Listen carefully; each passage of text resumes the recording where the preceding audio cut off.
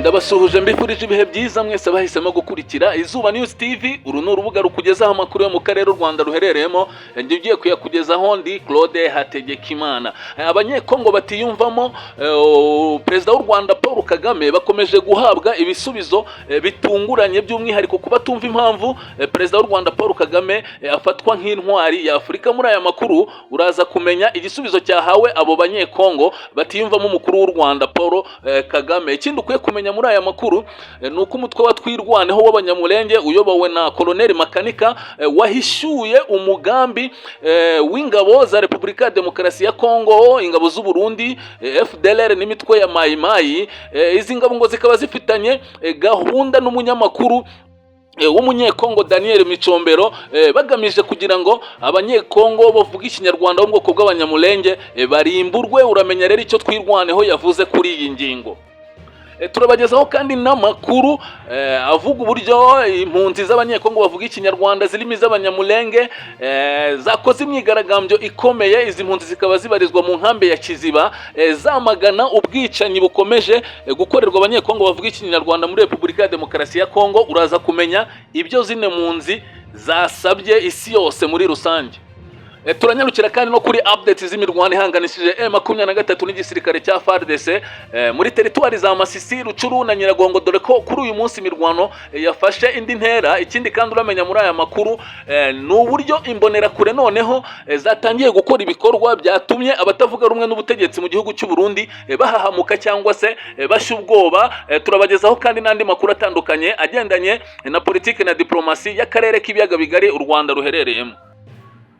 Duhereye rero ku inkuru y'abanyekongo batiyumvamo Perezida Paul Kagame w'u Rwanda n'igisubizo bahawe, nuko u Rwanda rwageneye ubutumwa abanyekongo batiyumvamo Perezida w'igihugu cyabo Paul Kagame. N'u Rwanda rwabitangaje binyuze mu muvugizi wayo Yolande Macron abinyujije ku rubuga rwa X, avuga ku nkuru iheruka gutangazwa n'ikinyamakuru cya Africa Stream. Nk'uko iyi nkuru ibivuga, nuko mu butumwa buherekeje inkuru y'amashusho y'iki kinyamakuru ibaza abantu impamvu Perezida w'u Rwanda Paul Kagame akwiye gufatwa nk'intwari ya Afurika. Aha kikagira giti: Perezida Paul Kagame yabaye ikirangirire mu banyafurika kuri uyu mugabane wose. Akunze gufata ibitekerezo by'ubuhanga avuga ku bwibone bw'ibihugu by'uburengerazuba bw'isi. Kiriya kinyamakuru gikomeza kibaza niba Perezida w'u Rwanda Paul Kagame akwiye kwitwa intwari ya Afurika, nubwo haba hari abanyafurika bamwe batamwibonamo, ahanini nk'abanyekongo bakunze gushinja u Rwanda ibinyoma kurufasha ibinyoma kubufasha ruha umutwe wa M23 urwanya ubutegetsi bwa Perezida Tshisekedi. Aha rero niho umuvugizi wa leta ya Kigali Yolande Macron abinyujije ku rubuga rwe rwa X yatanze igitekerezo kuri iyi nkuru, avuga ko ibyagezweho na Perezida w'u Rwanda Paul Kagame bikwiye gutuma aba igihangange n'intwari y'u Rwanda no muri Afurika muri rusange. Hakaba yagize ati: ibyagezweho n'umukuru w'igihugu cy'u Rwanda Paul Kagame nk'intwari y'umunyarwanda n'umunyafurika birivugira kandi ntabwo bishobora gukurwaho. Hamwe na RPF, ni umuyobozi w'umunyafurika wayoboye akongera kubaka ndetse akanarinda u Rwanda, kandi ibi nibyo akomeje gukora. Uyu muvugizi w'u Rwanda yanavuze ko abanyarwanda bagenda bafatira urugero rwiza kuri Perezida wabo Paul Kagame. Aha naho akaba yagize ati: iyi niyo mpamvu abanyafurika bamwibonamo. Twese turi abanyafurika. Abayobozi ba Repubulika ya Demokarasi ya Kongo bakwiye kubigenzereza igihugu cyabo nk'uko yabikoze. Yolande Macron yanavuze ko abanyekongo batibonamo Perezida w'u Rwanda neza, ahubwo ko bari bakwiye kumwigiraho, aho guhora bashira imbere ibikorwa bibi bigamirira imibereho ibikorwa bibi bibangamira imibereho y'abaturage b'abanyekongo. Ni kenshi Perezida Felix Tshisekedi wa Repubulika ya Demokarasi ya Kongo yagiye yumvikana avuga ko ashaka gukuraho ubutegetsi bw'u Rwanda bwa Perezida Paul Kagame, mu gihe bizwi ko imiyoborere y'u Rwanda ikomeje kuba intangarugero ku isi yose. Muri icyo gihe Tshisekedi yavuze ko azakuraho ubutegetsi bwa Kigali akoresheje imbaraga za gisirikare. Gusa Perezida w'u Rwanda ntiyatinze kubitangazwa na bamwe mu bategetsi ba Repubulika ya Demokarasi ya Kongo, ahubwo yaburiye abaturage b'u Rwanda kuryama bagasinzira, ababwira ko umutekano w'igihugu cyabo urinzwe ku buryo bukomeye. Tuva kuri iyi nkuru rero reka duhite tujya ku yindi nkuru, aho umutwe wa Twirwaneho w'abanyamulenge uyobowe na Colonel Makanika wahishuye umugambi mubishya urimo umunyamakuru Daniel Micombero ngo akaba afatanyije n'igisirikare cya Kongo, ingabo z'u Burundi, FDLR n'imitwe ya Maimai igamije kurimbura abanyekongo bavuga ikinyarwanda by'umwihariko abanyamulenge muri Kivu y'Amajyepfo. Twirwaneho rero uyu mugambi yahishuye umeze ute, niyo nkuru ngiye kukugezaho. Umutwe wa Twirwaneho urashinja umunyamakuru Micombero, uyu ni Daniel Micombero nyine, kuba akora inkuru zigamije gushira abaturiye imisozi miremire y'umurenge mu kaga. Nibikubiye mu itangazo Twirwaneho iheruka gushyira hanze muri ya cyumweru dusoje. Itangazo rikaba ryari riteyeho umukono w'umuvugizi wayo Ndakize Kamasa Welcome. Iryo tangazo rivuga ko batunguwe no kubona inkuru yanditswe n'umunyamakuru Daniel Micombero ivuga ko Twirwaneho yashinze inkambi za gisirikare mu bice biherereye muri groupement ya Bijombo muri territoire ya Uvira mu ntara ya Kivu y'Amajyepfo. Inkuru ya Daniel Micombero yahamagariraga igisirikare cya Repubulika ya Demokarasi ya Kongo gukora ubutabazi bwihuse kugira ngo barwanye umutwe wa Twirwaneho w'abanyamulenge. Itangazo rya Twirwaneho rero rikavuga ko ryamaganye ryivuye inyuma iyo nkuru ya Daniel Micombero ndetse n'ibindi bikomeje gukwirakwizwa ku mbuga nkoranyambaga biri mu nyandiko no mu majwi ngo bigamije guha FARDC, FDLR, Wazalendo, ingabo z'u Burundi urwitwazo rwo kugaba ibitero bigize igihe bitegurwa na leta ya Kinshasa byo kurimbura abanyekongo bo mu bwoko bw'abanyamulenge. Iri tangazo rikomeza rivuga ko uduce Micombero yatangaje ko twashinzwemo ibirindiro bya gisirikare ko tutabaho, ko ahubwo bigaragara ko ashaka kuyobya abantu, ariko kandi biri mu mugambi uteguwe ngo na leta ya Kinshasa. Twirwaneho ivuga ko yabayeho mu rwego rwo kurinda abasivile b'abanyamulenge, ni mu gihe bagiye bagabwaho ibitero n'inyeshyamba za Maimai, FDLR, ingabo z'u Burundi, igisirikare cya FARDC n'indi mitwe ifashwa n'igisirikare cya leta ya Kinshasa. Itangazo rya Twirwaneho risoza rivuga ko ubwicanyi bushobora kuba bivuye ku byatangajwe na Daniel Micombero, ariko kandi we arimo gushira mu bikorwa umugambi wa jenoside yateguwe yo gutsemba abatutsi mu burasirazuba bwa Kongo. Hari naho iri tangazo rigira riti Micombero ari mu banyamakuru bitabiriye ikiganiro cya Perezida Felix Tshisekedi giheruka kubera Kinshasa. Muri iki kiganiro Chilombo yashimiye uyu munyamakuru ku kazi arimo gukora ko gukwirakwiza imvugo zibiba urwango no gushishikariza abandi kwibasira abatutsi b'abanyekongo. Nuko bihagaze rero umutwe wa Twirwaneho ukaba watanze intabaza wamagana uyu munyamakuru Micombero ngo kuko afitanye umugambi na FARDC, mu gisirikare cy'u Burundi, FDLR n'indi mitwe ifashwa na Kinshasa mu gukwirakwiza imvugo z'urwango zigamije kwibasira no kurimbura abanyekongo bo mu bwoko bw'abalenge mu ntara ya Kivu y'Amajyepfo, aha ni mu burasirazuba bwa Repubulika ya Demokarasi ya Kongo. Reka duhite tunyarukira no ku mirwano yongeye gufata indi ntera hagati y'ingabo za Repubulika ya Demokarasi ya Kongo n'ihuriro ry'ingabo. Imirwano ikomeje gufata indi ntera hagati ya M23 n'ihuriro ry'ingabo z'ubutegetsi bwa Repubulika ya Demokarasi ya Kongo yongeye gufata indi ntera guhera mu gitondo cyo kuri uyu wa mbere. Kugeza ubu ngubu rero nabagejejeho inkuru mu nkuru nabagejejeho ibanziriza iyi ngiyi, nababwiye uburyo imirwano ikomeye mu gace ka Nyanzale no mu tundi duce, ariko amakuru agera kuri Izuba News TV yo kuri uyu mugoroba aravuga ko intare za Sarambwe cyangwa se abarwanyi ba M23 bamajije gufata kano gace ka Nyanzale. Ibi ngibi bikaba bigiye kugora cyane igisirikare cya Repubulika ya Demokarasi ya Kongo FARDC cyarwaniraga muri territoire ya Rucuru, bitewe nuko ahanini abasirikare ba FARDC bazaga kugaba ibitero muri territoire ya Rucuru baturukaga mu gace ka Ituri no mu gace ka Beni. Ubu ngubu rero gufatwa kuba M23 yafashe kano gace ka Nyanzale ikaba yahise ikupa amayira yose FARDC yakoreshaga, ndetse bikaba byatumye M23 isa nkaho igenzura territoire ya Rucuru yose. Guhera mu gitondo cyo kuri uyu wa mbere rero imirwano yubuye mu bice byose bitandukanye, haba muri territoire ya Masisi na territoire ya Rucuru naho na muri territoire ya Nyiragongo. Imirwano iremereye yongeye kubura kuri uyu wa mbere hagati ya M23 n'igisirikare cya Repubulika ya Demokarasi ya Kongo, nkuko amakuru dukesha ikinyamakuru Minembwe Capital abivuga. Yatumye abaturage benshi bongera guhunga mu bice bya territoire ya Masisi na Rucuru mu ntara ya Kivu y'Amajyaruguru. Nahagana isaha ya 11 z'igitondo kuri uyu wa mbere tariki ya 4 Werurwe 2024 nibwo biriya bitero byatangiye nk'uko byemejwe n'umuvugizi wa M23 mu bya gisirikare Lieutenant Colonel Wiringoma, ariko umuvugizi wa ARC, umuvugizi wa Alliance Fleuve Congo ariwe Lawrence Kanyuka, nawe akaba ari yabanje gutangaza iyi nkuru. Major Wiringoma rero we yagize ati kuva igihe cya 11:25 abo ku ruhande rwa guverinoma abanzi b'amahoro bateye ibirindiro byacu biri muri axe ya Mabenga, ariko ingabo z'intare za Sarambwe turi kwirwanaho kinyamwuga kandi turaza kubavugutira umuti. Mano Major Wiringoma akaba yunzemo ati ririya huriro ry'ingabo za guverinoma ya Kinshasa bari gukoresha ingufu z'umurengera mu kurasa ibisasu biremereye, amaherezo yabyo nuko turaza gucecekesha imbaraga z'umwijima.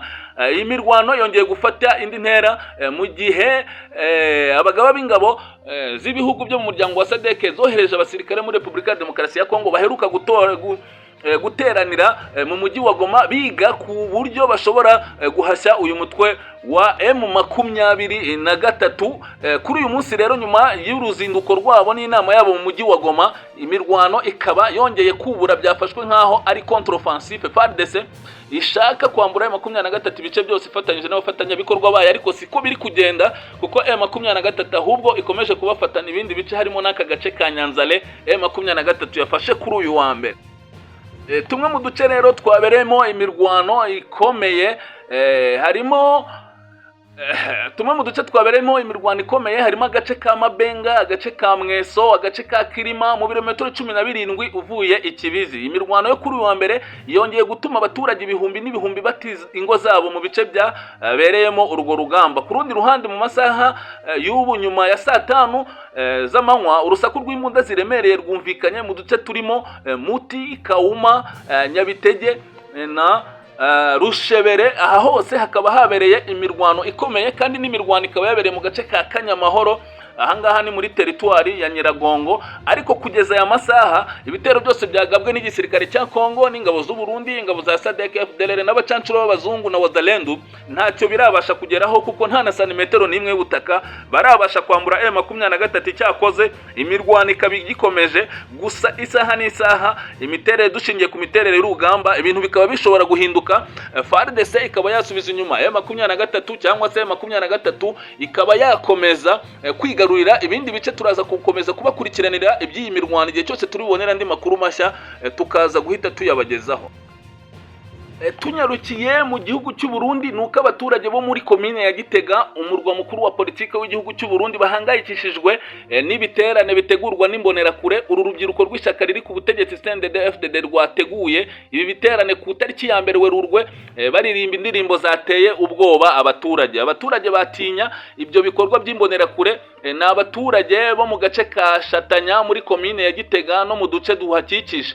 Bagaragaje ko ahagana mu masa 11 z'umugoroba wo kuri uyu wa gatanu ushize tariki ya 1 Werurwe, itsinda ry'imbonerakure ryazengurutse inzira zose zo mu gace ka Shatanya. Amakuru aturuka aho muri ako gace agera kuri radio RPA dukesha iyi nkuru avuga ko bari abantu bagera kuri 50 bose bambaye imyenda ibirango by'ishyaka riri ku butegetsi CNDD-FDD. Icyateye ubwoba abaturage cyane ngo ni ubutumwa bukubiye mu ndirimbo barimo baririmba bagira bati baririmbaga ko bagiye kurwanya abayoboke b'amashyaka atavuga rumwe n'ubutegetsi bw'u Burundi. Abatuye Igitega barasaba abayobozi babifitiye ububasha n'abayobozi b'ishyaka rya CNDD-FDD guhagarika iyi myitwarire ibangamira umutekano wabo. Iki kinyamakuru cya RPA kivuga ko cyagerageje kuvugana na Jacques Nduwimana, umuyobozi wa komine Gitega, ariko ntibyabakundira cyangwa se uyu muyobozi ntiyabasha gufata telefone. Nuko iyi nkuru y'imbonerakure mu gihugu cy'u Burundi iteye, ngo izi mbonerakure zikaba zikomeje gutera ubwoba batavuga rumwe n'ubutegetsi, zivuga ko zigiye kubarwanya zivuye inyuma. Reka duhite tunyarukira ku myigaragambyo ikomeye yakozwe n'impunzi z'abanyekongo bavuga ikinyarwanda zibarizwa hano mu nkambi ziri mu Rwanda. Impunzi z'abanyekongo zimaze igihe zicumbikiwe mu nkambi ya Kiziba iherereye mu karere ka Karongi zaramukiye mu myigaragambyo yo mu mahoro zamagana jenoside bivuga ko ikomeje gukorerwa muri Repubulika Iharanira Demokarasi ya Kongo. Jenoside izi mpunzi zamaganye niyo zivuga ko iri gukorerwa bene wabo bo mu bwoko bw'abatutsi bo mu ntara ya Kivu y'Amajyaruguru, abanyamulenge bo muri Kivu Kivu y'Amajyepfo ndetse n'abahema bo mu ntara ya Ituri. Ibyapa zitwaje byanditseho amagambo atandukanye arimo asaba ubutegetsi bwa Repubulika ya Demokarasi ya Kongo guhagarika ubwicanyi bukomeje gukorera abaturage. N'ubwicanyi ahanini bukorwa n'imitwe yitwaje intwaro irimo FDLR Codeco isanzwe ifitanye imikoranire n'ingabo za Repubulika ya Demokarasi ya Kongo. Impunzi kandi zageneye ubutumwa ibihugu nka Malawi, Tanzania, Burundi na Afrika y'Epfo bisanzwe bifite ingabo mu ntara ya Kivu y'Amajyaruguru, aho zagiye gufasha ku rugamba ingabo za Kongo mu ntambara zihanganyemo n'umutwe wa M23. Impunzi z'abanyekongo kandi ziramagana imiryango yiyita ko iharanira uburenganzira bw'ikiremwa muntu, nyamara ikaba ikomeje kuruca ikarumira kubiri kubera muri Kinshasa. Abasesenguzi cyangwa se abakurikiranira hafi politiki yo mu karere k'ibiyaga bigari bavuga ko imyigaragambyo y'abanyekongo bavuga ikinyarwanda bari mu nkambi z'ahangaha mu Rwanda ishimangira zimwe mu mpamvu M23 ivuga ko irwanira ngo harimo kugira ngo izi mpunzi zitahe zive mu buhungiro, ndetse guverinoma ya Repubulika ya Demokarasi ya Kongo ikureho n'imbogamizi zituma zihunga. Ahangaha M23 ikavuga ko hari imitwe irimo nka FDLR, imitwe ya Mai Mai na za Nyatura ikunze kubibasira ndetse guverinoma irebera. Aha M23 ikavuga ko ibyo bigomba gukurwaho izi mpunzi zigataha. Kuri ubu rero izi mpunzi zagaragaje ko zisa nkaho zishigikiye M23 cyangwa se zishigikiye intambara M23 yatangije ku butegetsi bwa Kinshasa. Iyi nkuru reka tuyikomereze ku umwe mu bayobozi bakomeye mu gihugu cya Congo Brazzaville ariko ufite inkomoko mu Rwanda, akaba akomeje kwibasirwa n'abanyekongo. Kuri ubu rero Presidence ya Congo Brazza ikaba yagize ikitangaza cyangwa se ihagasopo abibasira uno mudamu. Mu mpera z'icyumweru gishize kuwa mbere Werurwe 2024 Presidence ya Repubulika ya Demokarasi ya Kongo yasohoye itangazo ryamagana icyo yise ubukangurambaga bwo kwibasira Madame Françoise Joly bivugwa ko avuka mu Rwanda, akaba ari umujyanama wihariye wa President Denis Sassou Nguesso ku bibazo mpuzamahanga. Muri iri tangazo Presidence ya Congo Brazzaville yavuze ko ibyo bitero bidafitiwe ibisobanuro bigamije kwibasira umuntu wiyemeje gukorera igihugu kinyamwuga kandi mu bwitange. Ubu bukangurambaga bubiba urwango ngo burimo gukwirakwizwa ku mbuga nkoranyambaga no mu nyandiko ibikubiyemo binyuranyije ngo n'indangagaciro z'igihugu cya Congo Brazzaville zirimo kwakira neza abashyitsi, amahoro n'ubufatanye mu iterambere. Presidence ya Repubulika ya Congo Brazzaville iramagana yivuye inyuma iri shano ridaha icyubahiro igihugu cyacu, yamaganye yivuye inyuma inyandiko n'imvugo byibasira abanyamahanga bibiba urwango kandi by'umwanda binyuze kuri Madame Joly, bigamije guca intege urwego rwo hejuru rw'igihugu cyacu. Ibi ni bimwe mu bikubiye mu itangazo ryashyizweho umukono n'umunyamabanga wa leta ya Congo Brazzaville, akaba n'umuyobozi ushinzwe abakozi muri Presidence ariwe Florent Antsiba. Iri tangazo ryibutsa ko Joly afitiwe icyizere n'umukuru w'igihugu cya Congo Brazzaville akorera ndetse akaba akorera mu bwitange kandi kinyamwuga, rikaba rinibutsa ko abakomeje gukwiza ayo makuru atari meza kuri uyu mudamu ko bashobora gufatwa nk'abanzi ba Repubulika ya Congo Brazzaville nibakomeza ibyo barimo. Ibi bije nyuma y'uko uyu mudamu bivugwa ko ari umunyarwandakazi François Joly yamuragiye. Avuga ko ari umunyarwandakazi François Joly yamuragiye, akomeje kugarukwaho na bamwe mu banyekongo Brazzaville, bamwe bamwita ihabara rya Perezida Sassou Nguesso, mu gihe abandi bibaza niba Sassou Nguesso yarabuze umunyekongo kazi wakora aka kazi nkake. Ni mu gihe bivugwa ko François Joly ari dogiteri mu bijyanye n'amayeri ya gisirikare ndetse akaba yigisha mu ishuri rya gisirikare, ndetse bikaba bivugwa ko ubu nyuma ya Sassou Nguesso ari we muntu uvuga rikijyana. Nuko nguko rero aba banyekongo Brazzaville cyo kimwe n'abandi banyekongo bo muri Repubulika ya Demokarasi ya Kongo baturanye bakaba bakomeje kwibasira uyu mudamu, ariko iyi Presidence ya Congo Brazzaville ikaba yabahaye gasopo nk'uko majije kubikugezaho.